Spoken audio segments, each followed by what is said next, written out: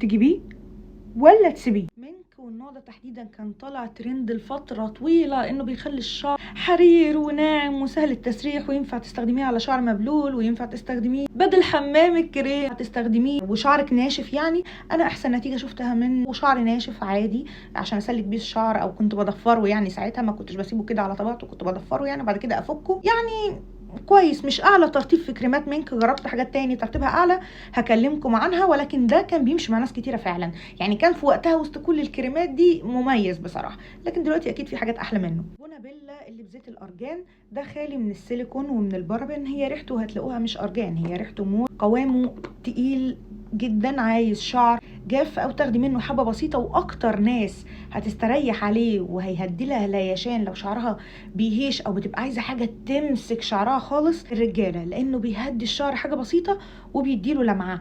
بالنسبه لي انا عايزه افرد شعر او يعني موجته تبقى خفيفه واعمله ضفاير، كان بيبقى كويس وريحته بالنسبه لي حلوه، بس هو مش عايز شعر دهني تماما لان هو تقيل جدا وفيه زيوت جدا. احسن استخدام انا كنت بستخدمه ليه وبشوف منه نتيجه خطيره، قبل الشاور كنت بحط عليه نقطتين زيت، اي زيت انت بتستخدميه، وبحطه على شعري، كان بيرمم شعري، كان بيديله ترطيب رهيب ولمعه رهيبه، بحيث ان انا اتجنب منه اي تلزيق ولا حاجه. وكنت بحس فعلا ان هو بيقوي الشعر، هو فيه بيوتين على فكره، فمن الحاجات الحلوه. ولكن اكتر حاجه هي بتدي الشعر تحديد وشكل، انا بتكلم لو شعر كيرلي، لكن لو انت حد بيلف شعره مثلا بالبكره او بيعمله دوامه او طاقيه، لا ساعتها هيكون مناسب معاكي وهتحبيه.